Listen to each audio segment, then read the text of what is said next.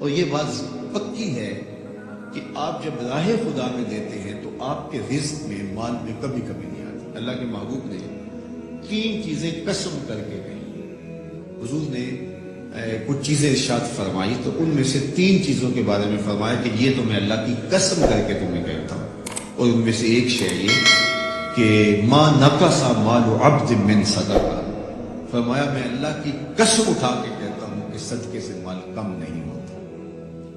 تمہارا کیلکولیٹر حساب یہی بتاتا ہے کہ جو ہے وہ کم ہو گئی، 100 میں سے 10 دے دیے تو باقی 90 رہ گئے۔ آپ کا اکاؤنٹنٹ بھی آپ کو یہ بتاتا ہے کہ اتنے لاکھ میں سے اتنے ہزار دے دیے، باقی اتنے رہ گئے۔ لیکن میرے حضور نے کہا میں اللہ کی قسم اٹھاتا ہوں کہ صدقے سے مال کم نہیں ہوتا۔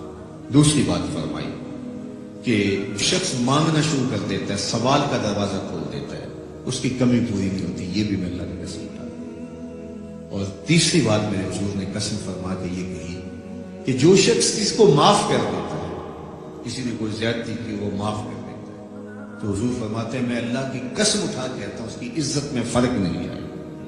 تو یہ 3 چیزیں حضور نے قسم کر کے فرمائی۔ تو اس لیے ہم اپنے ہمسایوں کو دیکھیں، ان کی ضروریات کا خیال رکھیں۔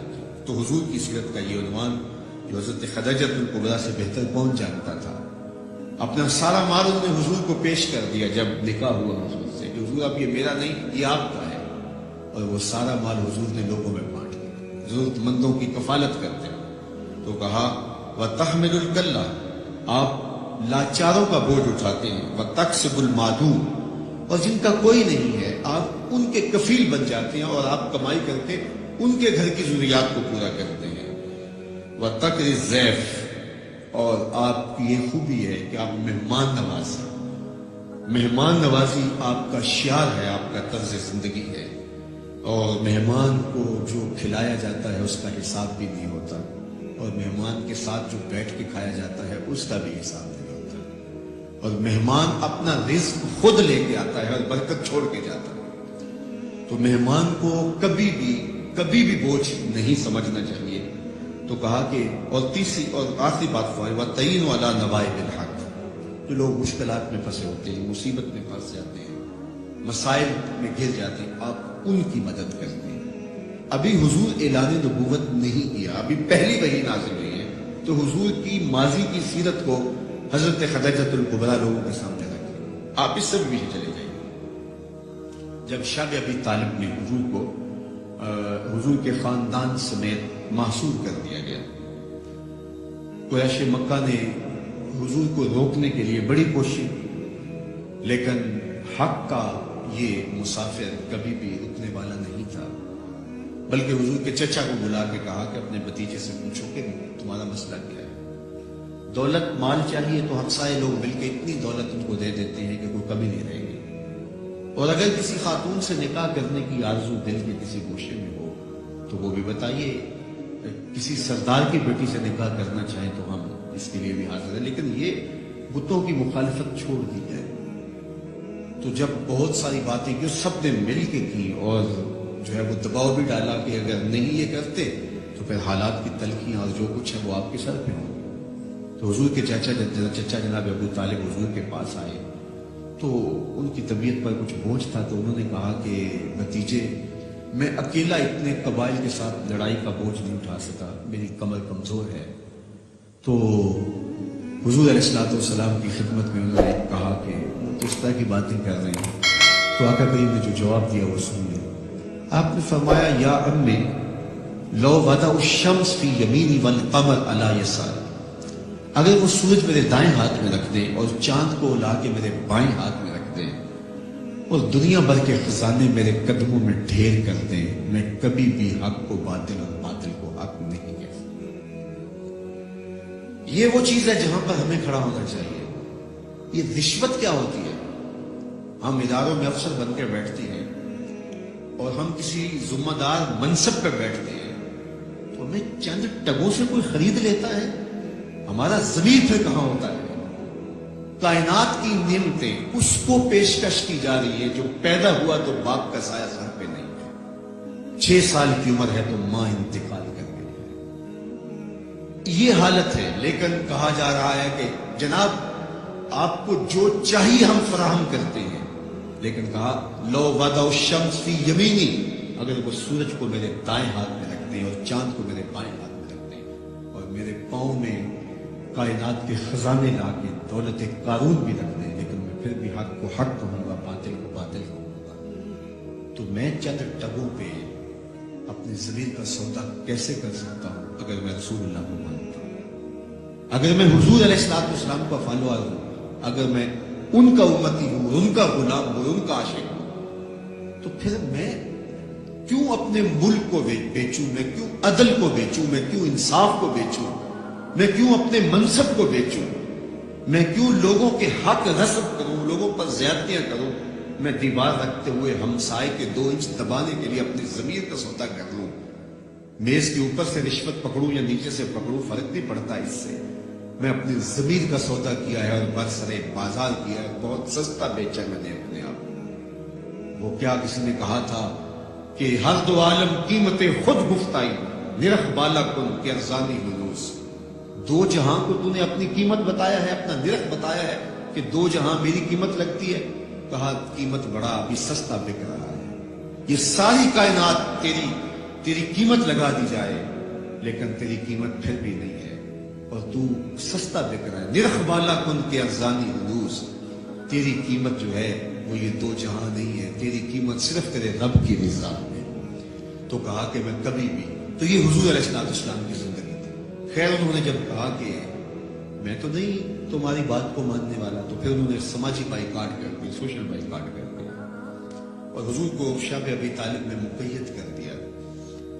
تو حضور کے چچا نے اس وقت ایک قصیدہ لکھا حضور کے نام، چونکہ یہ پانی نہیں پہنچنے دیتے تھے، غلہ نہیں پہنچنے دیتے، کوئی باہر سے بھی آتا تاجر تو اس کا غلہ خود خرید لیتے کہ کہیں وہ بنو ہاشم کے پاس نہ چلا جائے، اور وہ خرید کے اپنی زندگی اور موت کے درمیان جو ٹوٹتا ہوا رشتہ ہے جو ہے وہ اس کو کہیں بچا نہ پائے۔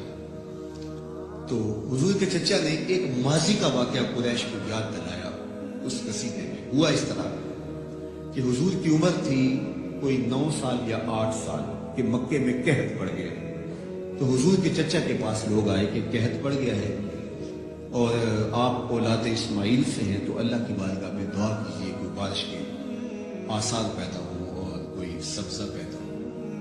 آپ نے فرمایا تم بھی سین حرم میں پہنچ جاؤ، میں بھی پہنچ جاتا ہوں، وہاں اللہ کی بارگاہ میں دعا کرتے ہیں۔ خیر لوگ جمع ہو گئے تو حضور کو ساتھ لیا حضور کے چچا نے اور سین حرم میں پہنچے اور کعبۃ اللہ کی دیوار کے ساتھ حضور کو یوں کھڑا کیا کہ حضور کی پشت کعبہ کی دیوار کے ساتھ لگ رہی تھی اور رخ لوگوں کی طرف تھا۔ تو جب یوں حضور کھڑے ہو گئے تو حضور کے چچا نے ایسے ہاتھ پھیلا کے کہا اے اللہ اس گوری رنگت والے کے صدقے بارش نازل کر۔ راوی کہتے ہیں ابن عساکر نے لکھا ہے، باقی لوگوں نے بھی لکھا ہے کہ ابھی جو ہے وہ لوگ گھروں کو نہیں پہنچے تھے کہ چھم چھم می برسنے لگا اور لوگ بھیگ کے گھروں کو گئے، تو اتنا سبزہ ہوا، اتنا سبزہ ہوا کہ لوگ خوشحال ہو گئے۔ تو آج جب حضور علیہ السلام اور حضور کے خاندان کو شب ابی طالب میں مقید کر دیا گیا تو کچھ پہنچنے بھی نہ دیا جاتا، تو حضور کے چچا نے یہ پرانا واقعہ قریش کو یاد دلاتے ہوئے کہا وَأَبْيَضُ يُسْتَسْقَى الْغَمَامُ بِوَجْهِهِ سِمَالُ الْيَتَامَى عِصْمَةٌ لِلْأَرَامِلِ۔ آج تم پانی نہیں پہنچنے دیتے، غلہ نہیں آنے دیتے، وہ واقعہ بھول گئے ہو جب قحط پڑا تھا اور نہ بارش برستی تھی، نہ سبزہ اگ رہا تھا، جانوروں کی چھاتیاں بھی سوکھ گئی تھی، دودھ بھی نہیں مل رہا تھا۔ یہی میرا وہ گوری رنگت والا بھتیجا تھا جس کے چہرے کو دیکھ کے امٹ کے بادل آئے تھے۔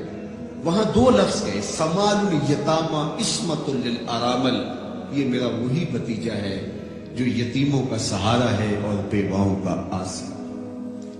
اب حضور جب خود یتیم تھے، یتیمی کی عمر بلوغت سے قبل ہوتی ہے، تو یتیم ہو کر بھی یتیم پرور تھے، یتیم ہو کر بھی یتیم پرور تھے، اور حضور بیواؤں کے گھروں میں جا کے ان کا پانی بھر آتے اور یتیموں کی مدد کرتے اس دور میں جب خود درد یتیمی سے رہے تھے۔ اور پھر میرے حضور نے یتیم کی کفالت کا لوگوں کو درس دیا۔ اور میں آپ سے ایک سوال کرتا ہوں، اس کائنات میں سب سے اچھا اور خوبصورت گھر کون سا ہے؟ تو کوئی یہ کہے گا کہ جو شہر کے وسط میں ہے وہ گھر اچھا ہے، कोई ये बोलेगा जो तालीमी इदारों के करीब है, बच्चों को आने जाने की सहूलत रहती है, वो घर अच्छा है। किसी ने कहा नहीं, जो बर लबे सड़क है। किसी ने कहा कि जो इलाज गाहों के ज्यादा करीब है। कोई बोला जो आली नस्ल सोसाइटी में वाक़ है, जहां सिक्योरिटी के हिसार है, आसानी रहती है। किसी ने कहा जो साहले समंदर पर है, किसी ने कहा जो लबे दरिया पर है, किसी ने कुछ कहा, किसी ने जो बहुत कुशादा है वो घर खूबसूरत है। मेरे हुजूर ने कहा इस कायनात में सबसे अच्छा और खूबसूरत घर वो है जिसमें यतीम रहता हो और उसकी इज्जत भी होती है, उसकी तकरीम भी की जाती है। सिर्फ रहता ही ना हो, उसको अपने बच्चों की तरह रखा जाता हो और उसके वही हुकूक और वही जज्बात का उसी तरह ख्याल रखा जाता हो जिस तरह अपने बच्चों का ख्याल रखा जाता है। क्योंकि खुद दर्द यतीमी सा है। अल्लामा इकबाल अलैहि रहमत ने एक नज़म लिखी थी जमाने में, नाला यतीम। अंजुमन हमायत इस्लाम के सालाना इजलास में आपने वो नज़म पढ़ी थी, तो उसमें यतीम के दुखड़े बयान करते हैं कि यतीम के क्या क्या मसाइल हैं। तो उस नाला यतीम में वो मिसाल के तौर पे कहते हैं जब ईद का चांद नजर आता है, तो वो एक जमाना था लोग छतों पे चढ़ के चांद देखा करते थे। तो अमूमी बच्चे ज्यादा चढ़ते थे और जब चांद नजर आता तो वो फिर दौड़ते नीचे आते और मुबारके देते अपने माँ बाप को कि चांद तुलू हो गया। तो इकबाल उसको जो है वो मंजूम जो है वो लिखता है कि जब चांद तुलू होता है और बच्चे छतों पे शोर मचाते हैं और वापस जब आते हैं तो इतनी खुशी में सरशार होते हैं कि वो दो दो तीन तीन सीढ़ियां फलांग करके दौड़ के नीचे आते हैं कि ईद हो गई, चांद चढ़ गया। और ये इतना शोर मचा होता है कि उनके माँ बाप सीढ़ियों के करीब आ चुके होते हैं और जब वो आखिरी सीढ़ियां फलांग रहे होते हैं तो उनके माँ बाप की बाहें, उनके बाप की आगोश फैली हुई होती है और यतीम और जो है वो बच्चा जाके अपने बाप के सीने से लगता है। तो इकबाल कहते हैं कि जब यतीम बच्चा छत से नीचे उतरता है चांद देख के, तो वो इस तरह भागता हुआ नीचे नहीं उतरता और ना उसके लिए कोई फैली हुई बाहें होती हैं, बल्कि वो चुपके से दीवार के साथ लग लग के उतर के जो है वो तारीक कमरे में जाके बिस्तर में आंसू जज्ब करता है। और इकबाल फिर यतीम को वहां से उठाते हैं और कहते हैं यतीम तेरे दुखों का मदावा कहीं नहीं, आ तुझे मैं हुजूर की चौखट, तू भी यतीम। और ये चीज यतीम के लिए तस्कीन का सामा है। फिर उम्मत से मेरे हुजूर मुखातब होकर कहते हैं, इकबाल का ये तस्वर है कि गर तुम समझो तो 100 बातों की ये एक बात है, आबरू मेरी यतीमी की तुम्हारे हाथ है कि अब तुमने यतीमों की कफालत करनी है। और फरमाया आना बकाफिरुल यतीम का हाथ है न यौमल कयामा, मैं और यतीम की कफालत करने वाला कयामत के दिन इस तरह करीब होंगे जिस तरह मेरी 2 उंगलियां करीब। तो यतीमों को इज्जत दी। और मैं आपको बताऊं कि ऐसा रंग और ऐसी लताफत और ऐसा दर्द दिल और उनकी नजाकत कल्बिया का ऐसा लिहाज किसी ने नहीं किया होगा जो मेरे हुजूर ने। मजमा साहब था, हुजूम आशिका था, तो एक शख्स ने अर्ज की हुजूर मेरे लिए दुआ कर दीजिए, मेरा बच्चा गुम है, कहीं तुमसे मिल लिया। कब्र इससे के दुआ के लिए हाथ उठते और इजाबत के सारे दर खुल जाते।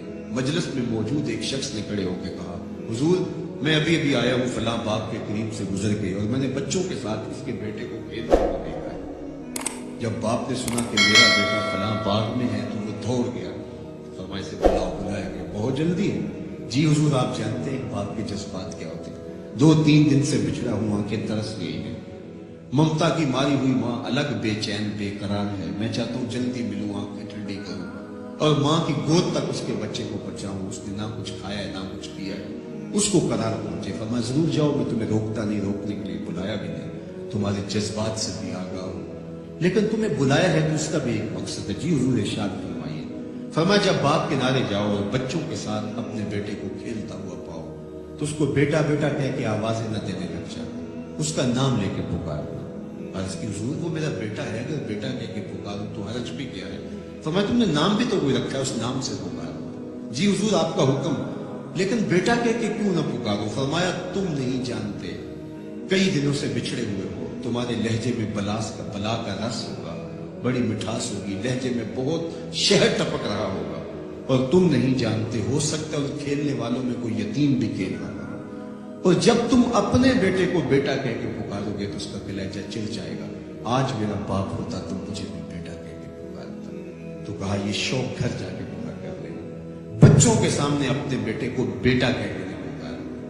اس بات سے منع کیا گیا کہ بیوہ کے سامنے اپنی بیوی سے ملاطفت نہیں کرنی، اظہار محبت نہیں کرنا۔ اس بات سے منع کیا گیا کہ غریب کے سامنے اپنی دولت کی نمائش نہیں کرنی، بلکہ میرے حضور نے تو یہاں تک فرمایا کہ اپنے گوشت کی خوشبو سے غریب ہمسائے کو تکلیف نہ دو، یا تو تھوڑا پانی زیادہ ڈال لو، شوربے کی پیالی ہمسایوں کے گھر میں بھیج دو، اور اگر ایسا نہیں کر سکتے تو ایسے زاویے میں، ایسے وقت میں کھانا پکاؤ کہ غریب کے بچوں تک مہک نہ پہنچ پائے۔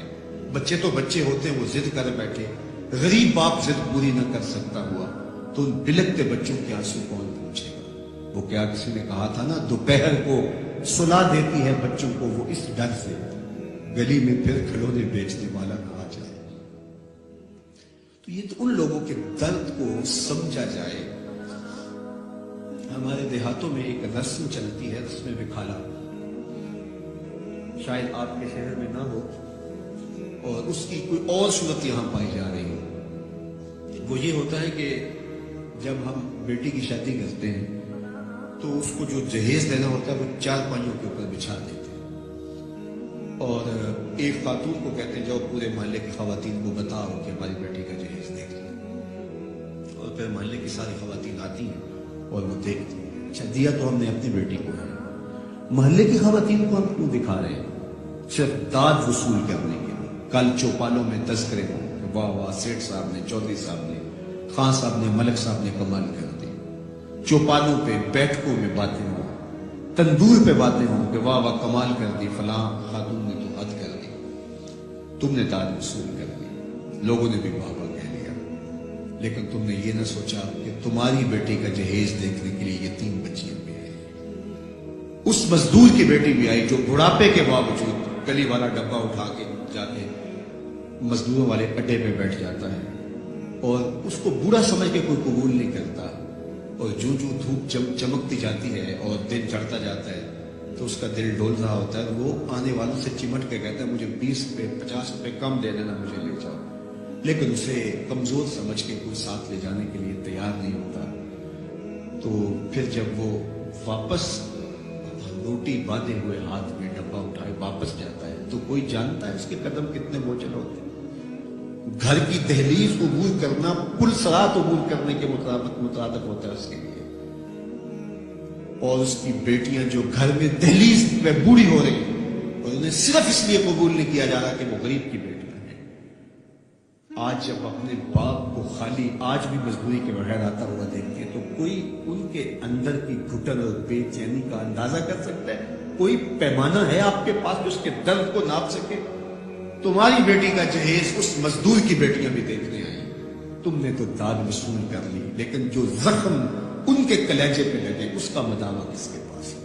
تارا ٹوٹتا سب نے دیکھا، یہ نہ دیکھا ایک نے بھی، کس کی آنکھ سے آنسو ٹپکا، کس کا سہارا چھوٹ گیا۔ تو میرے حضور تو کس قدر نزاکت قلبیہ کا لحاظ رکھنے کی تلقین کرتے ہیں کہ اپنے گوشت کی خوشبو سے غریب ہمسائے کو بھی تکلیف نہ دو۔ سید سلیم گیلانی نے لکھا تھا کہ امیر آدمی آسائش نہ چھوڑے، نمائش چھوڑ دے تو غریبوں کی جان سوکھی ہو سکتی ہے، لیکن ہم اپنا طرز عمل بدلنے کے لیے تیار نہیں ہوتے۔ آج جو ایلیٹ کلاس کا طرز زندگی ہے اس نے غریبوں کی زندگی کو اور اوکھا کر دیا ہے۔ میرے حضور کو میرے رب نے اختیار دیا کہ اگر آپ چاہیں تو یہ بتا مکہ سونے اور چاندی کا بن جائے اور آپ جس طرح چاہیں، لیکن حضور نے فرمایا نہیں کہ میں جو ہے وہ فقر کی زندگی کو اختیار کرتا ہوں۔ آج غریب حضور کو دیکھ کر کے ایک تسکین پا جاتا ہے، اور اگر حضور کی سیرت کا یہ عنوان ہمارے سامنے نہ ہوتا تو پھر بتائیے آج غریب کے لیے جائے امان کہاں ہوتی؟ میرے حضور نے غریب کو ان کے دکھ مٹانے کے لیے ایک جملہ ارشاد کیا، سنیے ذرا، کیا حکمت والے نبی ہیں۔ فرمایا کہ جو اللہ کے دیے گئے تھوڑے رزق پہ راضی ہو گیا، جو اللہ کی طرف سے دیے گئے تھوڑے رزق پہ راضی ہو گیا، اللہ قیامت کے دن اس کے تھوڑے عملوں پہ راضی ہو جائے۔ کتنا بڑا سہارا ہے، کتنا بڑا آسرا ہے۔ اور اس کا جو ہے رخ، دوسرا رخ کیا ہے؟ جو اللہ کے زیادہ دیے پر بھی راضی نہ ہوا تو پھر وہ سوچے کہ وہ کہاں کھڑا ہے۔ یعنی میں اور آپ ہم دیکھیں کہ ایک طرف جو اللہ کے دیے گئے تھوڑے رزق پہ راضی ہو گیا، اللہ قیامت کے دن اس کے تھوڑے عملوں پہ راضی ہو جائے گا کہ میرے بندے تجھے ضرورت تھی تو پھر بھی میرے پہ راضی ہو گیا۔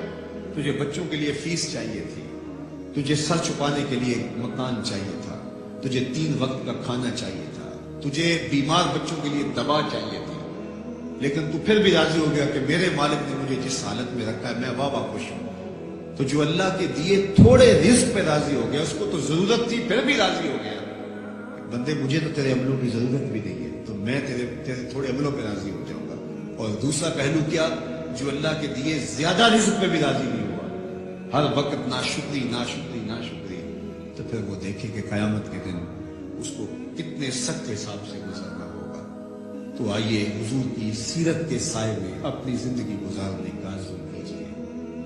حضرت انسان کو اللہ تعالیٰ جل شانہ نے جسم اور روح دونوں کے مجموعے سے پیدا کیا ہے۔ صرف جسم کا نام زندگی نہیں ہے اور صرف روح کا نام زندگی نہیں ہے۔ یسألونک عن الروح قل الروح من امر ربی، روح اللہ کے امر کا نام ہے، وہ ایک باطنی لطیفہ ہے۔ اور جسم یہ آگ ہوا مٹی اور پانی، یہ ان 4 چیزوں کا مجموعہ ہے۔ جب روح چھوڑتی ہے اسے تو یہ بے حس بے جان ہوتا ہے، اس کی کوئی حیثیت باقی نہیں بچتی۔ جسم اور روح ان دونوں کے باہمی ملاپ سے، باہمی ارتباط سے، باہمی امتزاج سے یہ انسان، یہ پیکر اور یہ بولتا وجود، یہ دیکھتی آنکھیں، یہ سنتے کان اور یہ چلتی حرکت کرتی ٹانگیں اور یہ دھڑکتا ہوا دل اور یہ نظام تنفس اور نظام انحسام، یہ سب کچھ جو ہے وہ ان 2 چیزوں کے مجموعے کے دم سے ہے۔ تو جس طرح ہماری جسم کے کچھ تقاضے ہیں، ہمارے جسم کے کچھ تقاضے ہماری روح کے بھی تقاضے ہیں، ساری زندگی ہم جسم کے تقاضوں کے حصول کے لیے لگے رہتے ہیں جو یہی رہ جانا ہے، اور اس زندگی کے لیے ہم سب کچھ کرتے ہیں جو زندگی 4 دن کی ہے۔ بل تؤثرون الحیات الدنیا والآخرۃ خیر وابقیٰ، کہا تم اس جیتی دنیا کے لیے سب کچھ لگا دیا، ساری صلاحیتیں صرف اس دنیا کی زندگی کے لیے لگا دی، یہ ہے کتنے؟ 60 سال لگا لیجئے، تو تیسرا حصہ تو روز سوتے 8 گھنٹے روز سوئے اگر، تو 60 سال زندگی ہے، 20 سال تو سو کے گزر گئے، کچھ بچپن کے کاٹ لیے، کچھ بڑھاپے کے، کچھ بیماریوں کے، روزانہ 1 گھنٹہ کم از کم واش روم میں گیا، تو اب بتائیے کہ زندگی باقی بچتی کہاں ہے؟ 20 سال لگا لیجئے، باقی ٹوٹل زندگی بچی، یہ ساری زندگی۔ اور حشر کا صرف 1 دن قرآن بتاتا ہے 50,000 سال کا ہے، 50 سال کا نہیں، 50-100 سال کا نہیں، 50,000 سال کا 1 دن، اس کے بعد نہ ختم ہونے والی زندگی، موت کو بھی مینڈے کی شکل میں لا کے ذبح کر دیا جائے گا۔ حدیث پاک میں آتا ہے کہ جنتی جنت سے دیکھ رہے ہوں گے، جہنمی جہنم سے دیکھ رہے ہوں گے۔ جنتیوں کے دل میں ایک ہی خدشہ ہوگا کہیں موت نہ آ جائے، جہنمیوں کے سینے میں ایک ہی امید روشن ہوگی کہیں موت آ جائے تو جان چھوٹ جائے۔ جب موت کو بھی موت آ جائے گی، اتنے دکھی ہوں گے جہنمی کہ اگر موت کو موت نہ آئی ہوتی تو یہ دکھ سے مر جاتے، اور اتنے خوش ہوں گے جنتی کہ اگر موت کو موت نہ آئی ہوتی تو یہ خوشیوں کے وفود سے مر جاتے۔ تو ایسی زندگی جو نہ ختم ہونے والی ہے، اس کے لیے میں اور آپ سوچیں کہ ہم نے کیا کیا ہے۔ میرے حضور نے جو ہمیں زندگی دی ہے، وہ یہ جو سیرت دی ہے، جو کردار دیا ہے، وہ یہ زندگی بھی سنوارتا ہے اور وہ زندگی بھی سنوارتا ہے۔ ایسا دین حضور نے نہیں دیا جس کا راہبانہ دین تھا کہ ٹھیک ہے دنیا ترک کرو تو آخرت ملے گی، میرے حضور نے یہ دین نہیں دیا۔ لا رہبانیت فی الاسلام، اسلام میں رہبانیت کا تصور ہی نہیں ہے۔ یہ زندگی بھی بھرپور گزارو، وہ زندگی۔ ایک صحابی آئے حضور کی خدمت میں، حدیث میں آتا چوسے کی طرح کمزور تھے، مثال ان کی کمزوری کی، تو حضور نے فرمایا تو نے اللہ سے کوئی دعا مانگی تھی؟ اس نے کہا جی حضور میں نے دعا مانگی تھی، شاید وہ قبول ہو گئی۔ کیا دعا مانگی تھی؟ میں نے کہا تھا مالک میری دنیا چاہے برباد ہو جائے، آخرت سنور جائے، جو آخرت کے حصے کے دکھ ہیں وہ بھی دنیا پہ بھیج دیں تاکہ میں آخرت سنوارنا چاہتا ہوں۔ تو مجھے بڑی بیماریاں، بڑے دکھ، بڑی مقاومتیں، مخالفتیں، دوستوں کی طرف سے تلخ رویے، میری تو زندگی کو کھا گئی یہ چیزیں، اور آپ میری حالت دیکھ رہے ہیں۔ تو میں نے اللہ سے کہا تھا میری آخرت ٹھیک ہو جائے، دنیا جیسے تیسے بھی گزرے، برباد ہو جائے دنیا، کوئی ٹینشن۔ اب حضور اس بات پہ خوش نہیں ہوئے کہ اس نے آخرت سنوار دی، دنیا برباد کر دی، ناراض ہو۔ فرمایا تو نے یہ کیوں نہیں کہا، تو یہ کیوں کہا کہ میری آخرت سنور جائے یا دنیا برباد ہو جائے، تو نے یہ کیوں نہیں کہا ربنا آتنا فی الدنیا حسنۃ وفی الآخرۃ حسنۃ، اے اللہ میری یہ دنیا بھی بہتر کر دے، میری وہ دنیا میں بھی۔ یہاں ذلیل ہونے کے لیے ہم نہیں آئے، عزت یہاں بھی اور عزت وہاں بھی، لیکن ہماری ترجیح کیا ہے؟ وہ زندگی ہے آخرت۔ جہاں ہم نے زیادہ رہنا ہے۔ میں ابھی ایک ملک کے سفر سے آیا ہوں تو دنیا کے مختلف ممالک میں آنا جانا رہتا ہے، تو وہاں جب میں جاتا ہوں تو دیکھتا ہوں کہ ایک چھوٹے سے کمرے میں 8-10 لڑکے مل کے رہ رہے ہیں اور اپنا کھانا بھی خود تیار کرتے ہیں اور اپنے کپڑے بھی خود دھو رہے ہوتے ہیں۔ تو میں ان کو کہتا ہوں کہ آپ ایک چھوٹے سے کمرے میں 10 لوگ رہ رہے ہیں، تو آپ یہاں کو کنال 2 کنال کا بنگلہ خریدیں، اچھی زندگی گزاریں، یہ کیوں ایسا کر رہے ہیں؟ تو وہ کہتے ہیں حضرت آپ جانتے ہیں ہم نے یہاں کون سا مستقل ہے، ہمارا پاکستان میں دیکھو 2 کنال کا بنگلہ بن رہا ہے۔ تو میں کہتا ہوں یہی تو میں سمجھانے آیا ہوں، جہاں جتنا رہنا ہو اتنا ہی وہاں حساب رکھا جاتا ہے۔ دنیا میں رہیں، ضرور رہیں، بھرپور زندگی گزاریں، لیکن دنیا سے اتنا تعلق رکھیں جتنا ہم اس دنیا میں رہنا ہے۔ وہ لوگ جن کے ہاں آخرت کا تصور نہیں ہے، وہ اس دنیا کو ہی سب کچھ سمجھتے ہیں، وہ تو آنکھیں بند ہوگی تو پتہ چلے گا کہ آخرت تھی یا نہیں، لیکن جن کا آخرت کا تصور موجود ہے ان کو یہ زیبا نہیں ہے کہ اپنی آخرت بارے میں کچھ نہ سوچیں۔ تو اللہ مجھے آپ کو حضور کی سیرت کے سانچے میں زندگیاں ڈال دینے کی توفیق عطا کرے اور حضور کا پیار ہماری روحوں میں اتار دے، ان کے بتائے ہوئے طریقے ہم اختیار کریں۔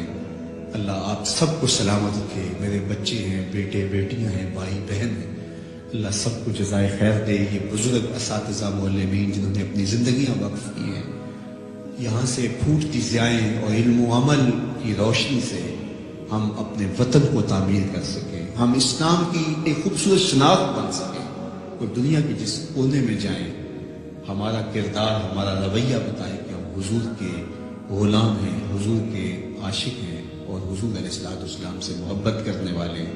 میرے استاد ایک جملہ کہا کرتے تھے، یہ نہ ہو کہ لوگ تمہیں پوچھے تم کون ہوتے ہو اور تمہیں بتانا پڑے کہ ہم مسلمان ہوتے ہیں۔ فرمایا کرتے تھے صاحب کسی کو پوچھنے ہی نہ پڑے، تیری طرز زندگی ایسی ہو کہ لوگ دور سے تجھے دیکھ کے کہیں وہ دیکھو آقا کا غلام آ رہا ہے۔ دور آنکھوں میں تو چہروں پہ اجالے ہوں گے، مصطفیٰ والوں کے انداز نرالے ہوں گے، دنیا میں بھی ان کے دم سے مقدر چمکا، محشر میں بھی ان کی رحمت کے حوالے ہوں گے۔